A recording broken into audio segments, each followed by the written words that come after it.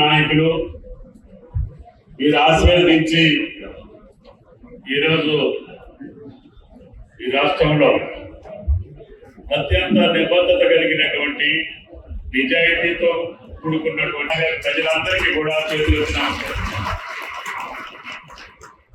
ఈ రోజుల్లో అదొక్కటి కొద్దిగా ఇబ్బంది ఉంది.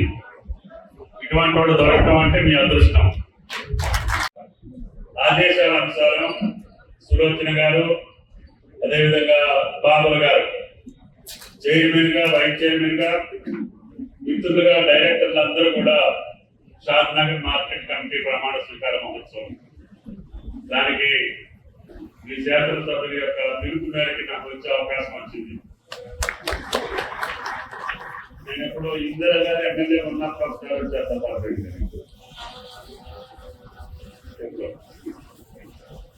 అప్పుడు ఇది మహబూబ్ నగర్ లో ఉంది.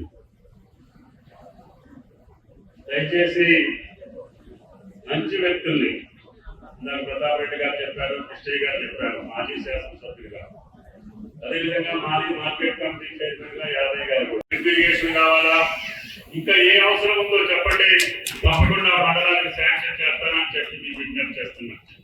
మీరు చూస్తున్నారు గత సంవత్సర కాలంగా శుద్ధమైనటువంటి పాలన వ్యవస్థలను కూడా అన్నింటినీ చిన్నాభిన్నం చేశారు. వాళ్ళ స్వార్థం కోసం, స్వలాభం కోసం, స్వార్థం కోసం, ఇందాక మిత్రుడు చెప్పినట్టుగా అహంకారపూరితమైనటువంటి అవినీతమైనటువంటి అధోగతి పాలనలో ధనిక రాష్ట్రమైనటువంటి తెలంగాణ ఈనాడు వడ్డీలు కట్టి 7 లక్షల కోట్లు అప్పు తీర్చాల్సిన బాధ్యత వచ్చింది. అయినా సరే రేవంత్ రెడ్డి గారు వెనకడుగు వేయట్లేదు. ఆ అప్పు తీర్చుకుంటూనే, వడ్డీలు కట్టుకుంటూనే ఈ రోజున వ్యవసాయ శాఖకు ఒక్కదానికి 47,000 కోట్లు ఇచ్చినటువంటి ఏకైక ప్రభుత్వం ఈనాడు తెలంగాణ ప్రభుత్వం భారతదేశంలో. మన బడ్జెట్ లో 47,000 కోట్లు ఇచ్చారు. ఇప్పటికి 25,000 కోట్ల రూపాయలు రైతుల ఖాతాల్లో జమ చేశాం. గత ప్రభుత్వం ఆపేసినటువంటి రైతు బంధు 7,600 కోట్లు మొన్న ఏప్రిల్ మే నెలలో మీ ఖాతాలో జమ చేశాం. మళ్ళీ రాహుల్ గాంధీ గారు ఇచ్చినటువంటి మాటకు అనుగుణంగా అన్న 2 లక్షల రూపాయలు రుణమాఫీ చేయాలనుకున్నా దాన్ని మరి రాహుల్ గాంధీ గారు మాట ఇచ్చారు కాబట్టి 2 లక్షల అప్పున్నటువంటి రైతులకి మనం రుణమాఫీ చేయాలని చెప్పారు. తప్పకుండా చేద్దామని చెప్పి దానికి ప్రణాళిక వేసుకున్నాం. 22 లక్షల మంది తెల్ల కార్డులు ఉన్నటువంటి ప్రతి ఒక్కరికి కూడా 18,000 కోట్ల రూపాయలు మీ ఖాతాలోకి వచ్చినాయి. కాకపోతే తెల్ల కార్డు లేనటువంటి 2 లక్షల రుణం ఉన్నటువంటి రైతులు ఇంకా 3 లక్షల నుంచి 4 లక్షల మంది ఉన్నారు. వాటిని కుటుంబ నిర్ధారణ చేయాల్సిన అవసరం వచ్చింది. గత 3 నెలలుగా అది ఇంటికి వెళ్ళి మా వ్యవసాయ అధికారులు కుటుంబ నిర్ధారణ చేశారు. సుమారు 3 లక్షల పైచలకు మాకు అందుబాటులోకి వచ్చినాయి. రేపు 30వ తారీఖున మహబూబ్ నగర్ లో జరిగే రైతు పండుగలో ఆ 2 లక్షల చిన్న రైతులు ఏదైతే నిర్ధారణ చేశామో తెల్ల కార్డు లేనటువంటి 2 లక్షల అప్పు ఉన్నటువంటి రైతులు, అదేవిధంగా ఆధార్ కార్డులో నెంబర్ తప్పున్నటువంటి రైతులు, బ్యాంక్ అకౌంట్ లో మిస్టేక్ ఉన్నటువంటి రైతులు, అదేవిధంగా పేరు కూడా తప్పు పడ్డటువంటి రైతులందరినీ కూడా సరి చేశాం. ఆ అకౌంట్లన్నీ కూడా మా దగ్గరికి వచ్చినాయి. కొన్ని బ్యాంకులు ఆ రోజుకి లిస్టు పంపించరా, మాకు రాలేదు. వాటిని కూడా ముఖ్యమంత్రి గారు ఇవ్వమని చెప్పారు. వీటన్నింటినీ కలిపి రేపు సుమారు 3,000 కోట్లు మహబూబ్ నగర్ రైతు పండుగలో మీ ఖాతాలో వేయదలుచుకున్నది ప్రభుత్వం అని చెప్పి కూడా ఈ సందర్భంగా మనం చేస్తున్నాం. అదేవిధంగా ధాన్యం కొనుగోలు మీరు చూస్తున్నారు. భగవంతుడి దయ వల్ల ఆ వరుడు దేవుడు కరుణించాడు.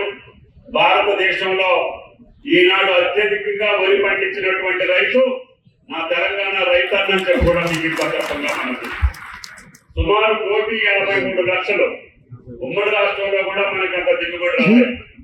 ఈ రోజు భగవంతుడి దయ వల్ల 40 బస్తాలు బయటపడుతుంది. అదేవిధంగా అన్నింటినీ ఎంఎస్పీ కొనమని చెప్పాం. సన్నధాన్యం పండించిన రైతుకి 500 బోనస్ ఇస్తామని చెప్పాం. 3 రోజుల్లో మీ ఖాతాలో డబ్బులు పడుతున్నాయి. మళ్ళీ 3 రోజుల్లో మీకు బోనస్ కూడా మీ అకౌంట్ తప్పకుండా ఇప్పటికి 66 లక్షల ఎకరాలు ఈ రాష్ట్రంలో సేద్యమైతే నిన్నటి వరకు సుమారు 46 నుంచి 50 లక్షల ఎకరాలు కోతలైనవి. ఇంకొక 20-25 లక్షల ఎకరాలు కోతలు ఉన్నాయి. వాటిని కూడా మేము కొనుగోలు చేస్తాం. డిమాండ్ కూడా మంచిగా ఉంది. ధాన్యానికి రైతు దేశాలు కూడా మన తెలంగాణ బియ్యం కావాలని అడుగుతున్నారు. మలేషియా పోయినా ఫిలిప్పీన్స్ పోయినా ఆ ప్రభుత్వాలు మీ బియ్యం మాకు కావాలని అడుగుతున్నారు. నిన్న ఉత్తమ్ గారు ఫిలిప్పీన్స్ తో అగ్రిమెంట్ కూడా అయ్యారు.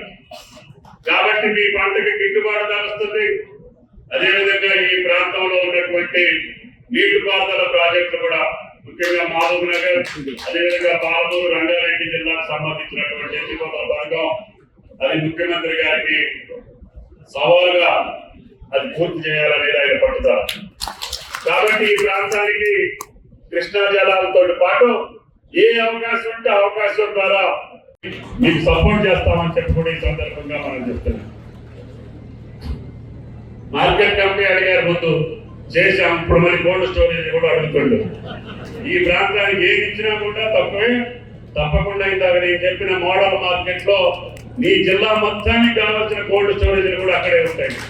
ఈ రైతుల పండించిన ప్రతి పంట ఒక్క ఆకుకూర కూడా చెడిపోకుండా, ఒక్క పువ్వు కూడా చెడిపోకుండా, ఒక్క కాయగూర కూడా చెడిపోకుండా ఈ స్టోరేజ్ లో పెట్టి ఇతర దేశాలకు పంపించి ఈ రైతును రాజ్యం చేసే బాధ్యత రేవంత్ రెడ్డి గారి ప్రభుత్వం అని చెప్పి కూడా మీకు ఈ సందర్భంగా మనం చెప్తున్నాం.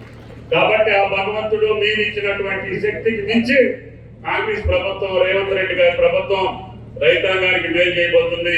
తప్పకుండా కష్టాలున్న మాట వాస్తవం, ఆర్థికపరమైన ఇబ్బందులు ఉన్న మాట వాస్తవం, కేంద్ర ప్రభుత్వం సహకరించిన మాట కూడా వాస్తవం.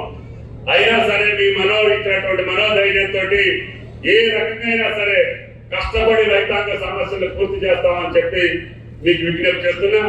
పెద్ద ఎత్తున 30వ తారీఖు జరుగుతున్నటువంటి రైతు పండుగ ఏదైతే ఉందో దానికి మీరు అందరూ పార్టిసిపేట్ చేయాలి. దగ్గరకు ఉంటారు. పెద్ద ఎత్తున ఆ పండుగని నిర్వహించి ముఖ్యమంత్రికి నైతికంగా మీరు పరోక్షంగా భాగమివ్వాల్సినటువంటి అవసరం ఉంది. మేము ఉన్నాము, నీకేం పర్వాలేదు, ఎన్ని కష్టాలైనా ఎదుర్కో, 10 సంవత్సరాలు మేము అన్ని బాధించాము, ఇప్పుడు స్వేచ్ఛా వాయువులు పీలుస్తున్నాం, నిజాయితీ పాలన చూస్తున్నాం, మంచి ఎమ్మెల్యేలు ఇచ్చాం, తప్పకుండా ధైర్యంగా నువ్వు పనిచేయి, నీ అంట మేము ఉంటామని చెప్పాల్సిన బాధ్యత ఈ ప్రాంత రైతాంగాన్ని చెప్పి ఈ సందర్భంగా మనం చెప్తున్నాం.